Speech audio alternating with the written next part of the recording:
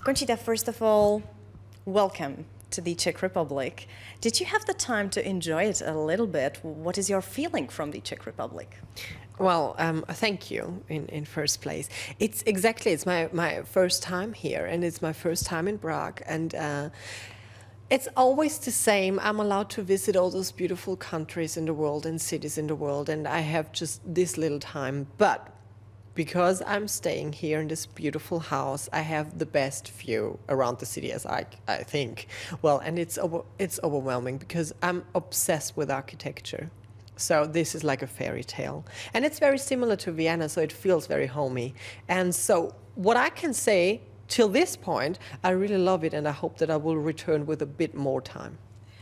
When you talk about the architecture, which was the strongest building or strongest place for you here in the Czech Republic and maybe here in Prague? Because I'm sure that you know a little bit of the architecture of Prague. Oh my God, no, I wouldn't dare to say that I know the architecture. What about the panorama which you could see from the windows? Well, I can see this beautiful bridge, which is the Charles Bridge. Charles Bridge, exactly. And I can see this beautiful building on the hill, which is a castle, I assume. And so it's very romantic. And I'm a very romantic person, so, you know, you can imagine me watching and feeling like a princess. So yes, this is definitely a very, very strong view, and yeah, it's overwhelming, you know, because I always start to think about the time when those buildings were built and how they did it without all the machinery. So, you know, this is the kind of process which starts in my head. If you do not mind, now I would like to talk more about you. And of course, it's the basic question, which I think you have been asked many, many times, but is the crucial question. How did it come that Thomas changed into you? Yes. Yeah, well, that was... Well, I have to start at the beginning. I'm doing drag since I'm 14, but not in a regular way. So when it was about 2011, a friend of mine, she asked me if I want to host her burlesque show, which was week by week. And I agreed to do it. And for me, it was quite clear to be a drag artist on this stage. And then I thought, oh, and then I have to shave week by week. That's not going to happen because my beard just takes so long to grow back. And I love my face with the beard. So I asked her, would you be fine with having a bearded lady as a host? And she said, well, of course, go for it. And that was the situation when Conchita was born, if you want so, because I tried out eye makeup and it was not shaved. And that was recently before she asked me to host a show, and that's why I thought, oh, that's a good opportunity to come up with this character. Because I was standing there and doing my eye makeup and not being shaved, I thought I never looked better. And that's basically, it was just to entertain myself. And I realized quickly that this look causes a discussion. And I realized quickly as well that I can say even more than I thought that I could with just being somewhere. So what happened in the beginning was that people started to talk.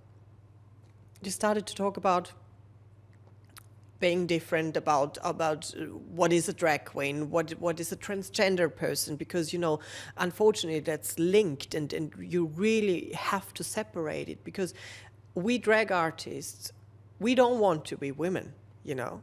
We just do that for the stage and for the show and for entertainment.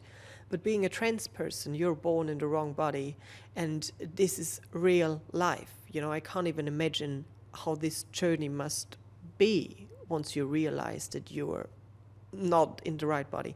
So these are things that I was able to discuss by being who I am, and this is a privilege, definitely. And who are you? Who am I? Well, I'm on stage. For me, I picture me as this bearded lady, this bearded diva, a little bit over the top, a little bit too much, what I love. And as a private person, a quite simple and quite shy Tom, who's doing regular things like paying bills, doing laundries and the dishes, you know. So this is my life, and it's very balanced. And I really wouldn't have it any other way. I enjoy having this total private life, you know, and doing things like everybody else. I mean, I take the underground, I take the bus, and, you know, I just do things like everyone else. And on the other hand, I have this privilege to enter this fairy tale world. Because it is, you know, show business is most of the time fairy tale, and it's more like pretending to than being. But it's fun, you know, it's fun, and it's entertaining people, and it's also wonderful meeting so many different artists. And now I have the opportunity to actually be in one room with Jean-Paul Gaultier, you know, and yeah, that's great. What about your partners? What about my partners? Why would you say partners? What do you mean by that? Like in a romantic way? Yeah, that's right. I mean the romantic way, because you said that you are a romantic person. Yes. So this is why I'm asking about your partners. I mean the personal life, because, you know, tell us how it works, because for many people it could be hard to imagine how the two personalities come together, meaning you, Exactly. you and Thomas. Exactly. Well, it's not that hard, actually. You know, I always say what you see is what you get. So once the wig is off, basically it's Tom. And once I'm in this full persona, it's Conchita. And when it comes to my romantic life, you know, in this particular time in my life, I'm in love with what I do. And I'm in love with my friends and my family. But I'm not in love with someone in a romantic way, which is not missing, if I'm honest, you know, not at the moment, you know, because if I wouldn't see love if he would run next to me, because, you know, I'm so focused. I'm fortunate to do so many things. I really live this privilege of making a living out of what I do the most. So, you know, I'm really like, and I want to do this, and I want to do that. And I know myself, I would have a bad feeling if my boyfriend was sitting at home and I would be like, yeah, come home at 8, and then it will be like, I don't know, midnight, you know. So I think everything comes at the right time. Now you seem very calm and very, how to say it, reasonable. But I'm sure that there must have been some time which was very difficult for you and very hard. Have you learned to have a kind of recipe on criticism? Because I think that not all people are open to you, to your attitudes, even to your art. What you and the criticism have in common, and what is your recipe to really stand the criticism? Well, people would tend to say that I live in my naive bubble, but it's beautiful up here. When it comes to criticism and when it comes to critical comments where I can take a benefit out of it because, you know, they want to, you know, give me advice or whatever, I'm very welcoming and happy to receive them. If it's on comments or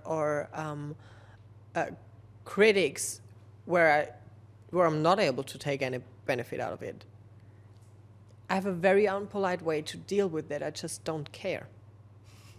Yeah. Is that easy? Now, yes. Back then, you know, that's a journey. Because I think I have this little theory in my head. Well, at least for me. I was born as a very self-confident kid.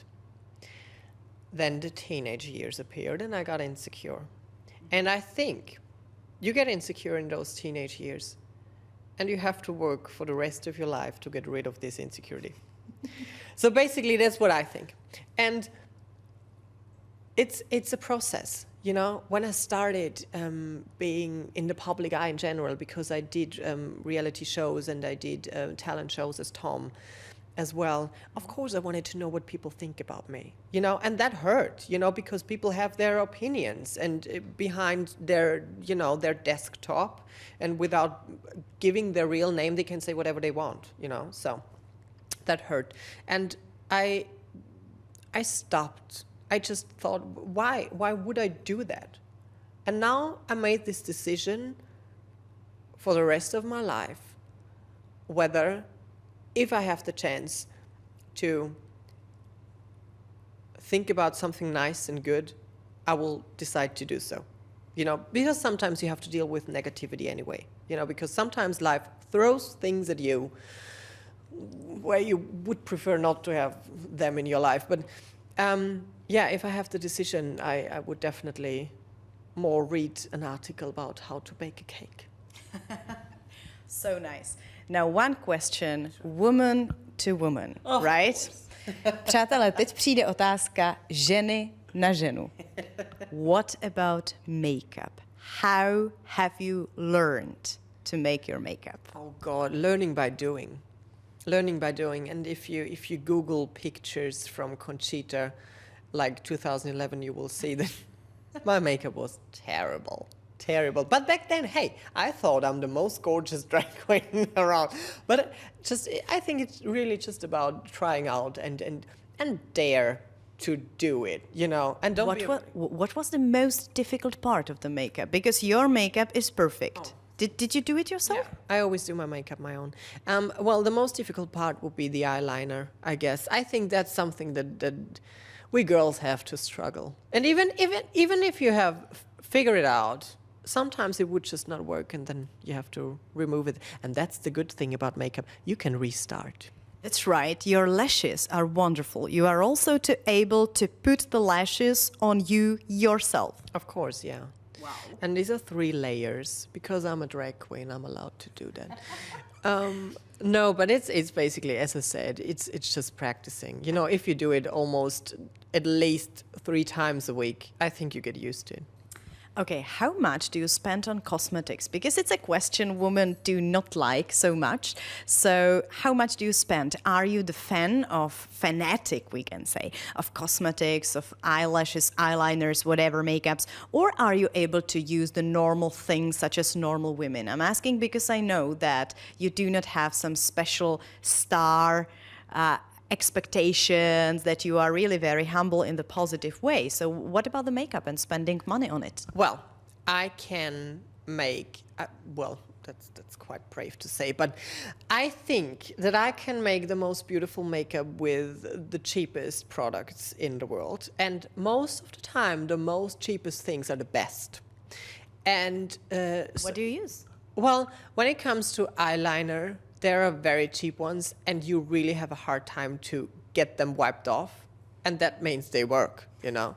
And when it comes to lashes as well, I mean, there are these fancy lashes made out of whatever, human hair or whatever, and I tried them out, and I thought, it's nice, but it's just not for me. So I have these are plastic, you know, but I think they look quite real. And they do. Thanks. Well, I mean, not real, but, you know, look right okay. And so, yeah, I would always, you know, recommend to go for what fits you the best, you know. You have to try it out. And yeah, but most of the time it's not the price tag which stands for quality. So if you can say, is it $100 or 100 euros for your makeup products, or is it 1,000 euros if you just... You know, or is it 10 euros? Listen, my lashes, the pair, costs 4 euros. So 3, that will be 12. What do I wear? Well, the MAC foundation is a bit more expensive. I think the MAC foundation is about 70 euros, something like that. But it's a good investment because MAC really does cover your skin perfectly. And so now it's probably, if I would wear the most expensive things that I have and would add it together, I think we would be about, like, with this foundation, about 100 euros. Excellent, excellent. What about the application of the makeup to the bird? And have you ever thought of changing the style of your bird? Because nowadays, men and... I wanted to say women. No, well. Women know only Conchita. Maybe try to change the style also of the bird. Have you thought about that? Yes, I did, and I tried little changes, but no, it's basically, you know, sometimes you have to really stuck with what fits you the best, and in my case, it would be the full beard. Okay. And the mix of makeup and the bird, is it difficult to...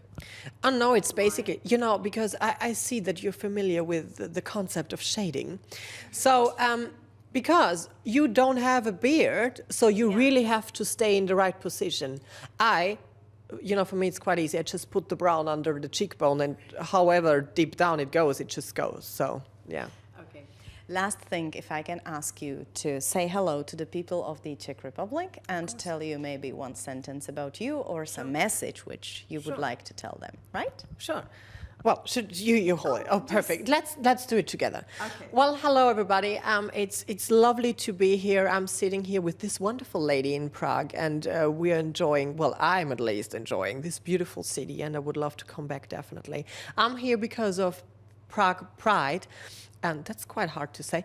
And I'm very much looking forward to my performance, and it's so great to have an invitation here, and I hope that I'm going to see many of you very soon. And now let's try to say one Czech word, which means thanks. All right. To our viewers, maybe. It's děkuji. Děkuji. Děkuji. Děkuji.